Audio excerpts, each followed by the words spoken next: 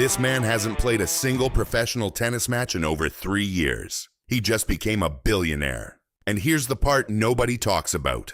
Tennis had almost nothing to do with it. Roger Federer spent 24 years on the ATP Tour, 20 Grand Slam titles, 310 weeks ranked world number 1. By every measure, the greatest tennis player in history.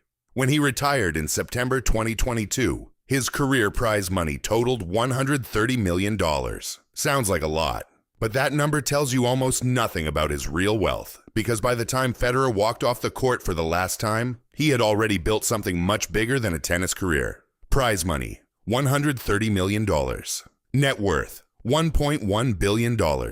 That gap, that's the real story. In 2019, Federer was still competing, and he noticed something. His wife and his friends couldn't stop wearing these Swiss running shoes called On. So he didn't just sign an endorsement deal. He bought a stake in the company, roughly 3%. At the time, On was a small brand almost nobody outside Switzerland had heard of. Today, On Running is worth over $13 billion on the New York Stock Exchange. Federer's 3% stake, worth approximately $400 million. $400 million.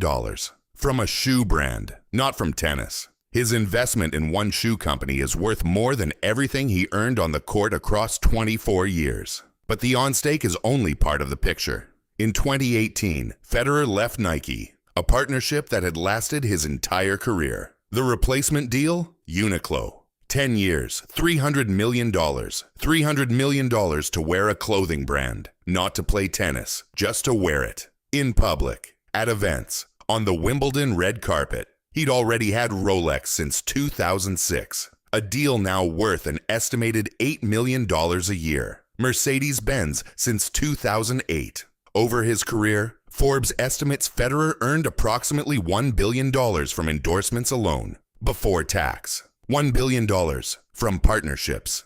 Compare that to Djokovic and Nadal. Both earned more prize money than Federer.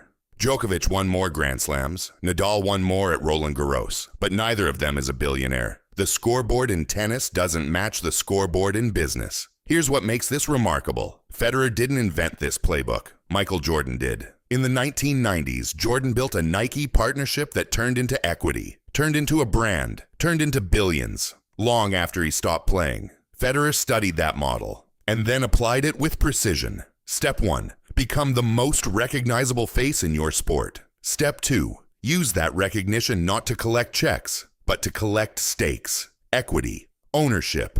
When On Running goes up, Federer goes up, and he doesn't have to do anything. That's the difference between an athlete and an investor who happens to be an athlete.